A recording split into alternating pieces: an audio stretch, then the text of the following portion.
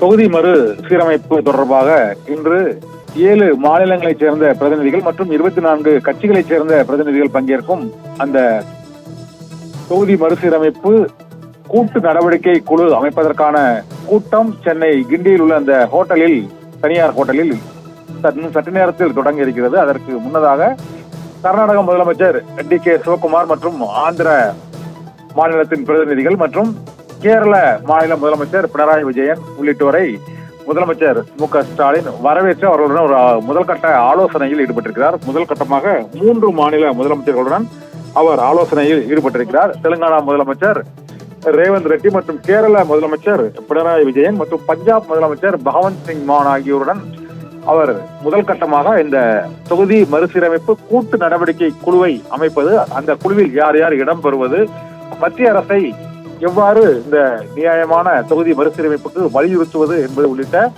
பல்வேறு அம்சங்கள் தொடர்பாக அவர்களிடம் முதலமைச்சர் முதல் கட்ட ஆலோசனை நடத்துகிறார். இதன் பின்னர் இந்த கூட்டத்தில் ஏற்கனவே அழைப்புதல் அனுப்பப்பட்டு வருகை புரிந்துள்ள அந்த 24 பிரதிநிதிகளுடன் அவர் ஆலோசனை நடத்தி அதை தொடர்ந்துதான் இந்த கூட்டு நடவடிக்கை குழு தொடர்பாக முடிவு செய்யப்பட்டு அனைவரும் கூட்டாக செய்தியாளர்களை சந்திப்பார்கள் என்று எதிர்பார்க்கப்படுகிறது. இப்போது முதலமைச்சர் மு.க. ஸ்டாலினை ஒவ்வொரு மாநிலத்திலிருந்தும் வந்துள்ள அந்த குழுவினர் மற்றும் அரசியல் கட்சிகளின் பிரதிநிதிகள் இப்போது அவர்களை சந்தித்து முதலமைச்சர் ஆலோசனை நடத்தி வருகிறார். இந்த ஆலோசனையில் கேரள முதலமைச்சர் பினராயி விஜயன் மற்றும் தெலுங்கானா முதலமைச்சர் ரேவந்த் ரெட்டி, பஞ்சாப் முதலமைச்சர் பகவந்த் சிங் மான் மற்றும் கர்நாடக மாநில துணை முதலமைச்சர் டி.கே. சிவகுமார், தெலுங்கானா ராஷ்டிர சமிதி கட்சியைச் சேர்ந்த செயல் தலைவர் கே.டி. ராமாராவ் ஆகியோரும் வெறும் பிஜு ஜனதாதளம் கட்சியைச் சேர்ந்த ஒடிசா மாநிலத்தைச் சேர்ந்த அந்த பிஜு ஜனதாதளம் கட்சியின் நவீன் பட்நாயக்கிற்கு அடுத்த இடத்தில் இருக்கக்கூடிய இந்த சஞ்சய் குமார் தாஸ் வர்மாவும் இந்த கூட்டத்தில் பங்கேற்றிருக்கிறார். இது தவிர கேரள மாநிலத்தில் அங்கு காங்கிரஸ் கட்சி மற்றும் இந்திய யூனியன் முஸ்லிம் லீக் கட்சி உள்ளிட்ட பல்வேறு கட்சிகளை சேர்ந்த பிரதிநிதிகளும் பங்கேற்கிறார்கள். இதே போல சிரோன்மணி அகாலிதளம் கட்சியைச் சேர்ந்த சர்தார் பல்விந்தர் சிங் இந்த கூட்டத்தில் பங்கேற்றிருக்கிறார். பஞ்சாப் மாநிலத்தில் அங்கு ஆம் ஆத்மி கட்சியின் முதல்வரும் மற்றும் சிரோன்மணி அகாலிதள கட்சியின் பிரதிநிதியுமான சர்தார் பல்விந்தர் சிங் ஆகியோரும் இந்த கூட்டத்தில் பங்கேற்றிருக்கிறார்கள்.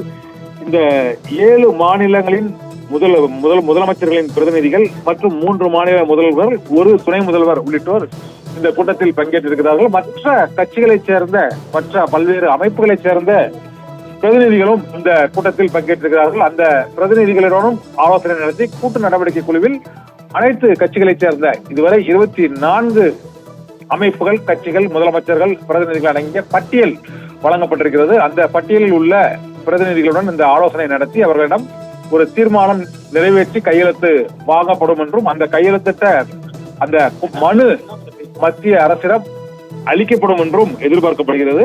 அந்த கூட்டு நடவடிக்கை குழுவில் இடம்பெற வேண்டியவர் நபர்கள் யார் யார், என்னென்ன அம்சங்கள் இடம்பெற வேண்டும் என்றும் தமிழகத்தை பொறுத்தவரை மக்கள் தொகை அடிப்படையிலான தொகுதி மறுசீரமைப்பா அல்லது விகிதாச்சார அடிப்படையிலான மறுசீரமைப்பா அல்லது ப்ரோரேட்டோ என்று அழைக்கக்கூடிய வகையில் அனைத்து மாநிலங்களுக்குமான பிரதிநிதித்துவம் அடிப்படையில் அமைக்கக்கூடிய மறுசீரமைப்பா அல்லது 1971ஆம் ஆண்டு எடுத்த அந்த மக்கள் தொகை கணக்கெடுப்பை 2026 மேலும் 30 ஆண்டுகளுக்கு நீட்டிப்பதற்கான அந்த தொகுதி மறுசீரமைப்பா என்பது உள்ளிட்ட பல்வேறு அம்சங்கள் தொடர்பாக இதில் விவாதிக்கப்பட இருக்கிறது. இதில் முக்கிய அம்சமாக 1971ஆம் ஆண்டு எடுத்த மக்கள் தொகை கணக்கெடுப்பின்படியும் 1976ஆம் ஆண்டு நாடு முழுவதும் அமல்படுத்தப்பட்ட குடும்ப கட்டுப்பாடு திட்டத்தை தீவிரமாக அமல்படுத்திய தென் மாநிலங்களில் அந்த மக்கள் தொகை கட்டுப்பாடு என்பது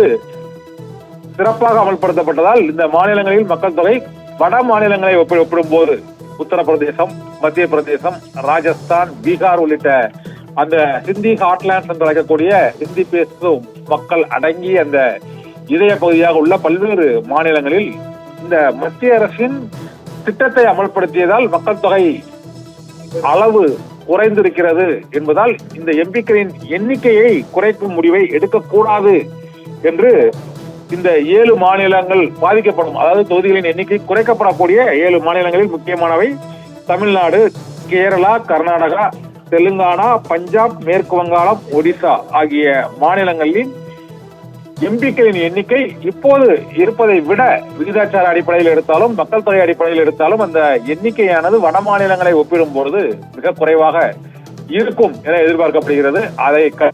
அதை எதிர்த்தும் தற்போது உள்ள அந்த பிரதிநிதித்துவத்திற்கு பாதிப்பு ஏற்படுத்தாத வகையிலும் அந்த வட மாநிலங்களில் மக்கள் தொகை மற்றும் அந்த புவியியல் பரப்பளவு ஆகியவற்றின் அடிப்படையில் அந்த எம்பிக்களின் எண்ணிக்கையை தென் மாநிலங்களை விட பல மடங்கு உயர்த்துவதால் ஏற்படக்கூடிய மிக முக்கியமான சிக்கலாக கூறப்படுவது என்னவென்றால், இந்த குறிப்பிட்ட 7 மாநிலங்களைச் சேர்ந்த எம்பிக்கள் இல்லாமலேயே மத்தியில் ஒரு கட்சி இந்தியாவை ஆள முடியும் என்ற ஒரு சூழ்நிலை உருவாகும் என்பதால் அத்தகைய சூழ்நிலையை ஏற்படுத்தக்கூடாது. அனைத்து இந்திய மாநிலங்களுக்கும் இந்த தொகுதி மறுசீரமைப்பில் சரியான பிரதிநிதித்துவத்தை வழங்க வேண்டும் என்று இந்த கூட்டு நடவடிக்கை குழு கூட்டத்தில் முடிவு எடுக்கப்பட்டு மத்திய அரசிடம் அது வலியுறுத்தப்படும் என எதிர்பார்க்கப்படுகிறது.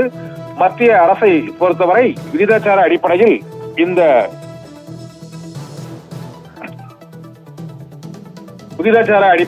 இந்த தொகுதி மறுசீரமைப்பு நடைபெற்றால் தமிழகத்திற்கு மற்றும் தமிழகம், கர்நாடகம், கேரளா, பஞ்சாப், மேற்கு வங்கம், ஒடிசா, ஆந்திரா, தெலுங்கானா உள்ளிட்ட தென் மாநிலங்கள், இது தவிர பஞ்சாப், மேற்கு வங்காளம், ஒடிசா ஆகிய மாநிலங்கள் உள்ளிட்ட அந்த 7 மாநிலங்களுக்குமே தொகுதிகளின் எண்ணிக்கை குறிப்பிட்ட அளவு குறைக்கப்படக்கூடிய வாய்ப்பு இருப்பதால் ஒட்டுமொத்தமாக 71ஆம் ஆண்டு எடுத்த அந்த கணக்கெடுப்பு மற்றும் 76 அளிக்கப்பட்ட அந்த உறுதிமொழி, அதன் பின்னர் பல்வேறு பிரதமர்கள் அளித்த உறுதிமொழிகளின் அடிப்படையில் பிரதமர் வாஜ்பாய் உள்ளிட்டோர் அளித்த உறுதிமொழிகளின் அடிப்படையிலேயே இப்போதும் மேலும் 30 ஆண்டுகளுக்கு இப்போது உள்ள நிலையை நீட்டிக்க வேண்டும் என்பதுதான் அனைத்து மாநிலங்களின் முதலமைச்சர்கள் பிரதிநிதிகளின் கருத்தாக இருக்கிறது. பஞ்சாப் மாநிலத்தை பொறுத்தவரை சிரோன்மணி அகாலிதள் கட்சியின் சார்பாகவும் இதே நிலைப்பாடு எடுக்கப்படுகிறது. ஆம் ஆத்மி கட்சியும் அதே நிலைப்பாடு எடுக்கிறது. தெலுங்கானா மாநிலத்தை பொறுத்தவரை காங்கிரஸ் கட்சியும் மற்றும் அங்குள்ள முக்கிய எதிர்கட்சியான தெலுங்கானா ராஷ்டிர சமிதி கட்சியும் அதே முடிவை ஆதரிக்கிறது. இதே போல கேரளாவிலும் காங்கிரஸ் மற்றும் மார்க்சிஸ்ட் கம்யூனிஸ்ட் கட்சியின் இந்த இடது ஜனநாயக கூட்டணியும் அதே முடிவை வரவேற்கிறது. இந்த சூழ்நிலையில் தமிழகத்திலும் திமுக, அதிமுக உள்ளிட்ட முக்கிய கட்சிகள் அனைத்தும் இந்த தொகுதி மறுசீரமைப்பில் எம்பிக்களின் எண்ணிக்கை குறைக்கப்படுவதை ஏற்றுக்கொள்ள இயலாது என்பதை அவர்கள் அறிவித்து விட்டார்கள். இந்த சூழ்நிலையில் இந்த 7 மாநிலங்களைச் சேர்ந்த பல்வேறு கட்சிகளும், அங்கு ஆளும் கட்சியாக இருக்கக்கூடிய கட்சியும் எதிர்கட்சியாக இருக்கக்கூடிய கட்சிகளுமே தற்போது எடுக்கப்படக்கூடிய விகிதாச்சார மக்கள் தொகை அடிப்படையில் அந்த எம்பிக்களின் தொகுதி மறுசீரமைப்பை ஏற்றுக்கொள்ளவே இயலாது என்று அவர்கள் திட்டவட்டமாக தெரிவித்து விட்டார்கள். அதன் அடிப்படையில் தான் இங்கு அந்த கூட்டு நடவடிக்கை குழு கூட்டத்தில் இங்கு 2 கட்சிகளைச் சேர்ந்த அந்த பிரதிநிதிகளுமே பங்கேற்றிருக்கிறார்கள். இந்த மாநிலங்களில் பாரதிய ஜனதா கட்சியை தவிர மற்ற கட்சிகளைச் சேர்ந்தவர்களும் பங்கேற்றிருக்கிறார்கள். பஞ்சாபில் ஆம் ஆத்மி கட்சியும் பங்கேற்றிருக்கிறது, சிரோன்மணி அகாலிதளமும் பங்கேற்றிருக்கிறது. தெலுங்கானாவில் ராஷ்டிரிய சமிதி கட்சியும், தெலுங்கானா ராஷ்டிர சமிதி கட்சியும், அந்த பாரதிய ராஷ்டிரிய சமிதி கட்சியும் பங்கேற்றிருக்கிறது. அங்கு காங்கிரஸ் கட்சியும் பங்கேற்றிருக்கிறது. கேரளாவில் மார்க்சிஸ்ட் கம்யூனிஸ்ட் கட்சி தலைமையிலான அந்த இடது ஜனநாயக கூட்டணி கட்சியின் சார்பாக பிரதிநிதிகளும், இதேபோல காங்கிரஸ் மற்றும் இந்திய யூனியன் முஸ்லீம் லீக் உள்ளிட்ட பல்வேறு கட்சிகளைச் சேர்ந்த பிரதிநிதிகளும் இந்த கூட்டத்தில் பங்கேற்றிருக்கிறார்கள். இதனால் தொகுதி மறுசீரமைப்பை எவ்வாறு மேற்கொள்ள வேண்டும், அடுத்த 30 ஆண்டுகளுக்கு இப்போது உள்ள எண்ணிக்கையில் மாற்றங்கள் ஏற்படுத்தக்கூடாது என்று தமிழக அரசின் சார்பாக இந்த 7 மாநில கூட்டு நடவடிக்கை குழுவின் சார்பாக வலியுறுத்தப்படும்.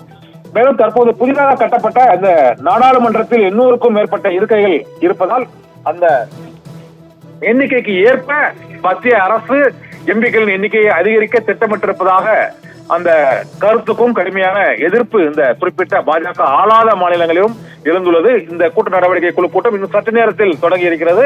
அதற்கு முன்னதாக முதலமைச்சர்களையும் பிரதிநிதிகளையும் வரவேற்கும் நிகழ்ச்சி மற்றும் நினைவு பரிசுகள், தமிழகத்தின் கலாச்சாரம் பண்பாட்டை நினைவுறுத்தும் நினைவு பரிசுகளை அந்த 3 மாநில முதலமைச்சரும் மற்றும் துணை முதலமைச்சருக்கும் வழங்கிக் கொண்டு இருக்கிறார்கள்.